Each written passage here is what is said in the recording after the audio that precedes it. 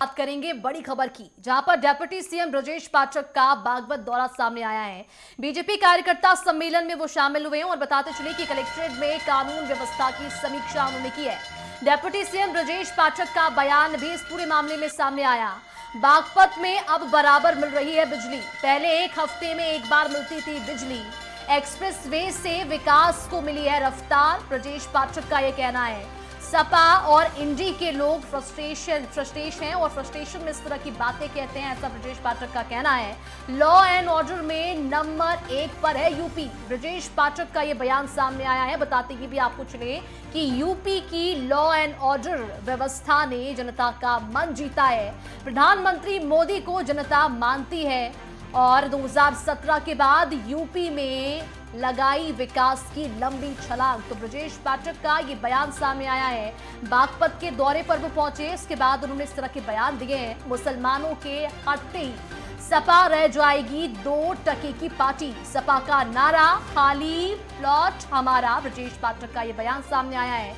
BJP ने कार्यकर्ता बन सकता है राष्ट्रीय अध्यक्ष। कांग्रेस में प्रियंका के बच्चे होंगे उनकी पार्टी के अगले नेता। तो सपा में अखिलेश के बच्चे होंगे उनकी पार्टी के अगले नेता, ये बयान ब्रजेश पाठक की ओर से दिया गया है। बता दें आपको, बागपत के दौरे पर रहे डिप्टी सीएम ब्रजेश पाठक। इस दौरान उन्होंने जमकर समाजवादी पार्टी और कांग्रेस पर निशाना साधा। ये तस्वीरें भी उसी दौरान की है जब वो कार्यक्रम में पहुंचे और इस दौरान कांग्रेस को निशाना साधते हुए नजर आए और इसी के साथ समाजवादी पार्टी पर भी निशाना साधा।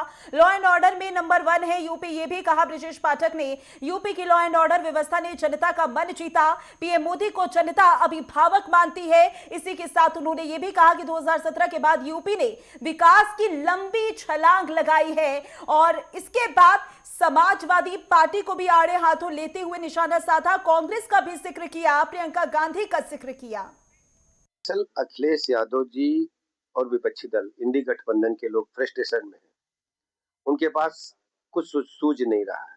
माननीय प्रधानमंत्री नरेंद्र मोदी जी की गरीब कल्याण योजनाओं ने और उत्तर प्रदेश सरकार की, योगी जी की सरकार की जो लॉ एंड ऑर्डर है, डेवलपमेंट है, जनता का दिल जीत चुकी है।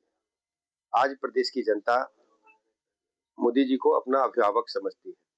आप भी सोचिए, इसी बागपत में बहुत दिन की बात नहीं है, 17 से पहले एक सप्ताह बिजली दिन में आती थी, एक हफ्ता रात में आती थी। आप बताओ भैया, आप बताओ ना, आप भी जर्नलिस्ट हो ना। आज बिजली बराबर मिल रही है। लॉ एंड ऑर्डर नंबर 1 पर है। गुंडे बदमाश माफिया भागे हैं प्रदेश से। दूसरा, आप सड़क देख लो। पहले हम दिल्ली से आते थे तो 2-2.5 घंटा लगता था, मुझे 40 मिनट लगा, तो कहीं कोई समस्या नहीं। जनता क्या चाहती है? जनता के सुख दुख में हमारी सरकार खड़ी है और हर स्थिति में हम प्रदेश को अव्वल दर्जे का, जो कह सकते हैं कि law and order, development, infrastructure जनता के सहयोग से दे रहे हैं। और ये मैं कह सकता हूं कि 17 के बाद से अब तक प्रदेश ने बड़ी छलांग लगाई है डेवलपमेंट में। और इसी पर ज्यादा जानकारी के लिए हमारे संवाददाता अमित सैनी हमारे साथ जुड़ गए हैं बागपत से। अमित, ब्रजेश पाठक बागपत के दौरे पर रहे, इस दौरान उनके कौन कौन से कार्यक्रम रहे और उनके इस दौरे का उद्देश्य क्या रहा, क्योंकि दौरे के दौरान उन्होंने समाजवादी पार्टी पर जमकर निशाना साधा। जी, आज यूपी के जो डिप्टी सीएम थे ब्रजेश पाठक जी, वो एक दिवसीय बागपत जनपद के दौरे पर थे। सबसे पहले उन्होंने यहाँ पर सीएचसी का निरीक्षण किया, उसके बाद में एक नया बस अड्डा बन रहा है उसका निरीक्षण किया, उसमें जो कमियां रह गई हैं उसे सुधार के भी निर्देश दिए गए। उसके बाद में वो सीधे कलेक्ट्रेट पहुंचे, जहाँ पर उन्होंने विकास कार्यों की समीक्षा की, कार्यकर्ताओं को दिशा निर्देश दिए और उनके मन की बातें भी सुनी। इस दौरान उन्होंने खुलकर कांग्रेस और सपा पर निशाना भी साधा और खुलकर बोला कि अगर सपा के साथ में से मुस्लिम हट जाएं तो वो केवल 2% की पार्टी रह जाएगी। कांग्रेस को भी उन्होंने राजघराने की पार्टी बोला और बोला कि साफ साफ कि अगर ये पार्टी इनके बच्चे हैं सोनिया गांधी के और फिर बाद में उनके प्रियंका गांधी के, वही पार्टी की संभालेंगे आगे। जबकि भाजपा जो है वो सीधे सीधे सभी की सामान्य कार्यकर्ताओं की पार्टी है और यहाँ पर एक सामान्य कार्यकर्ता भी पार्टी का राष्ट्रीय अध्यक्ष बन सकता है। ठीक है, बिल्कुल अमित, जिस तरह से बयान उन्होंने दिया ब्रजेश पाठक ने, उनके बयान के बाद क्या विपक्ष की ओर से कोई प्रतिक्रिया सामने आई है? सपा को लेकर इस तरह के विवादित बयान उन्होंने दिए, साथ ही कांग्रेस पर भी वार किया उन्होंने। ये आपको बता दूं कि सीधे सीधे जो ब्रजेश पाठक जी ने निशाना साधा है वो समाजवादी पार्टी पर ज्यादा साधा है। सीधे उनका एक सीधा तर्क ये था कि जो खाली प्लाट है वो सपा का है उनका भी नारा रहा है समाजवादी पार्टी का, ये झंडे लगा देते थे 2017 से पहले और उस जमीन को अपना बताने लगते थे। मुस्लिमों के साथ में जो गुंडे चलते थे, गाड़ियों में हथियार लेकर चलते थे, लेकिन आज ऐसा नहीं है। लॉ एंड ऑर्डर सीधे सीधे काम कर रहा है और प्रदेश सरकार में सबसे ज्यादा कानून व्यवस्था सुदृढ़ हुई है। जी। इसको लेकर समाजवादी पार्टी के जो नेता है वो अभी खास उनका कोई बयान नहीं आया है, लेकिन उन्होंने इस तरह के बयानबाजी को विकास कार्यों से अलग बताया कि विकास कार्यों से हटकर समाजवादी पार्टी जो है वो इस तरह के बयानबाजी कर रही है। बिल्कुल अमित, ब्रजेश पाठक ये दौरा कई मायनों में अहम हो जाता है। लॉ एंड ऑर्डर का जिक्र किया गया और Samajwadi party law and order को लेकर बार बार सरकार को घेरती हुई नजर आती है। 2027 में विधानसभा चुनाव भी है, क्या इस दौरे को उससे जोड़कर देखा जा सकता है? जी बिल्कुल देखा जा रहा है। अभी इसी साल में हमारे पंचायत चुनाव भी होने वाले हैं, उसको लेकर भी पार्टी कार्यकर्ताओं से ब्रजेश पाठक जी ने मंथन किया है। किन कार्यकर्ताओं को किस तरह से जिम्मेदारी दी जानी है उसकी भी उन्होंने बातचीत की है पदाधिकारियों से। और फिर 2027 चुनाव को लेकर भी उन्होंने सीधे सीधे संदेश दिया है कि वे अलर्ट रहें और अभी से तैयारी में जुट जाएं। बागपत की बात की जाए तो वहां पर समीकरण कैसे बनते हुए नजर आ रहे हैं? समीकरण की अगर बात करें तो अभी रालोद के साथ में हमारा भाजपा का उन्होंने बोला है कि उन्होंने सीधे नाम भी लेकर भी बोला है कॉन्फ्रेंस के दौरान कि रालोद जो है हमारा गठबंधन पार्टी और हम इसके साथ में आगे बढ़ेंगे और आगे आने वाले 2027 के जो चुनाव है वो अभी तय करेंगे कि हमें किस ओर जाना है और किस तरह से हम इसकी तैयारी करें। अमित, जिस तरह से उनका दौरा रहा, बागपत वासियों के लिए क्या कुछ सौगात ब्रजेश पाठक ने दी है? उन्होंने कहा है कि बिजली की सुविधा शहर से ज्यादा यहाँ पर बढ़ी है, क्या कुछ सुविधा वहां पर बागपत वासियों को मिल रही है? देखिए इसमें तो खैर कोई दो राय नहीं है। उन्होंने साफ कहा है कि पहले 2017 से पहले जो बिजली आती थी एक सप्ताह पहले दिन में आती थी, फिर उसके बाद में शेड्यूल के अनुसार रात को एक सप्ताह बिजली चलती थी, अब पूरा दिन बिजली रहती है। इसके अलावा गन्ना किसानों पर भी उन्होंने खुलकर बोला है कि पहले जो लंबे लंबे समय तक बिजली के कारण और गन्ना पेमेंट के कारण किसान परेशान रहते थे, अब ऐसा नहीं है। पूरे प्रदेश में केवल 2 ही चीनी मिले हैं जिनका पेमेंट अटका हुआ है और इन पर भी FIR मुकदमे कराए जा रहे हैं। अमित, जब ब्रजेश पाठक ने बयान दिया और समाजवादी पार्टी पर निशाना साधा तो उन्होंने कांग्रेस और समाजवादी पार्टी को लेकर एक महत्वपूर्ण बात कही। उन्होंने ये भी कहा कि सपा में अखिलेश के बच्चे होंगे उनकी पार्टी के अगले नेता। तो सीधा सीधा जनता को संदेश देने की कोशिश की है परिवारवाद को लेकर। हाँ, ये बिल्कुल उन्होंने कहा है कि प्रियंका गांधी के बच्चे और आने वाले समाजवादी पार्टी की बात करें तो अखिलेश के बच्चे ही उनकी पार्टी को आगे संभालेंगे, उन्हीं के ही बच्चे नेता बनेंगे। जबकि जो भाजपा है उसमें सामान्य कार्यकर्ता भी राष्ट्रीय अध्यक्ष तक पहुंच सकता है। उन्होंने स्पष्ट कहा है कि भाजपा के जो कार्यकर्ता हैं वो मेहनत करते रहें, जनता के साथ रहें, ताकि उन्हें भी पार्टी में बड़े पद मिल जाए। ठीक है अमित, जिस तरह से उनका दौरा रहा, इस दौरान उन्होंने कई बार किए विपक्ष पर, कांग्रेस की बात करें तो उस पर, सपा को लेकर एक बयान ब्रजेश पाठक ने दिया कि अगर मुसलमान हट जाए तो सपा 2 कौड़ी की पार्टी रह जाएगी। उनके बयान के क्या कुछ मायने निकाल कर देखे जा सकते हैं जिस तरह से उन्होंने विवादित बयान दिया है? जी बिल्कुल, मैं आपको बता दूं कि बागपत जनपद की बात करें तो यहाँ पे मुस्लिम वोट बैंक काफी बड़ा है और इसको लेकर सभी पार्टियां निशाना साधती रहती हैं कि अब उन्हें साधने का प्रयास भी करती रहती हैं।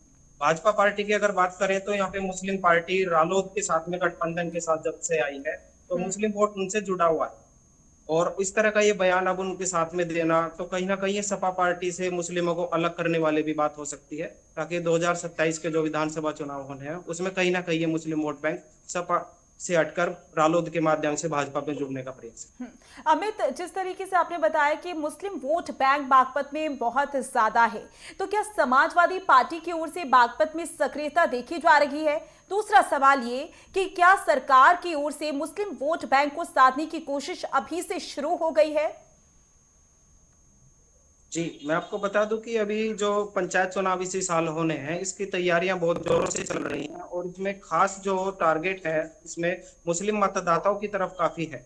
जो मुस्लिम बाहुल्य क्षेत्र हमारे गांव है जो पंचायत चुनाव में काफी बड़ा फर्क डालेंगे और आने वाले विधानसभा चुनाव में भी उसको लेकर जो रालोद के साथ में आपकी भाजपा पार्टी है ये धरातल पर उतर चुकी है। इनके कार्यकर्ता नोडल अधिकारी जो पदाधिकारी हैं वो काम भी करना शुरू कर चुके हैं, कार्यालय खुल चुके हैं जो सीधे सीधे मुस्लिम मतदाताओं से संपर्क साधने में लगे हुए।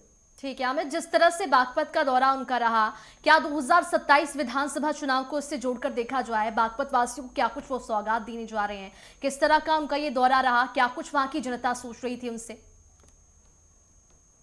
जी, ये 2027 से सीधे सीधे चुनाव को लेकर ही ये दौरा कहा जा सकता है, क्योंकि अभी उन्होंने जाते समय एक और इशारा करते हैं कि जल्द ही मुख्यमंत्री भी बागपत जनपद पहुंचेंगे और वो यहाँ के कार्यकर्ताओं के साथ साथ में यहाँ की विकास व्यवस्थाओं को भी जायजा लेंगे, ताकि जो भी कमियां रह गई हैं, खासतौर से गन्ना बेल्ट होने के साथ साथ जो भुगतान में देरी चलती है, सीधे किसानों से संवाद करें और यहाँ के कार्यकर्ताओं से बात कर 2027 के विधानसभा चुनाव को मजबूत बनाने का काम। बिल्कुल अमित, देखना होगा कि किस तरीके से उनका ये दौरा ज्यादा महत्वपूर्ण साबित होता है आने वाले समय के लिए। ज्यादा जानकारी के लिए हमारे साथ बने रहिएगा। अब दर्शकों को दिखा देते हैं ग्राफिक्स के जरिए कि जब ब्रजेश पाठक पहुंचे बागपत तो उन्होंने क्या कुछ कहा और उनके कौन कौन से कार्यक्रम रहे। बता दें आपको, बागपत में अब बराबर मिल रही है बिजली, ब्रजेश पाठक ने कहा। उन्होंने ये भी कहा कि पहले एक हफ्ते में एक बार मिलती थी बिजली। इसी के साथ उन्होंने इसका भी जिक्र किया कि एक्सप्रेसवे से विकास को रफ्तार मिली है। साथ ही साथ सपा और इंडी के लोग फ्रस्ट्रेट हो चुके हैं, इस तरह का उन्होंने बयान दिया है। और बताते ये भी आपको चले कि लॉ एंड ऑर्डर में नंबर 1 पर है यूपी। तो बागपत के दौरे पर पहुंचे थे ब्रजेश पाठक।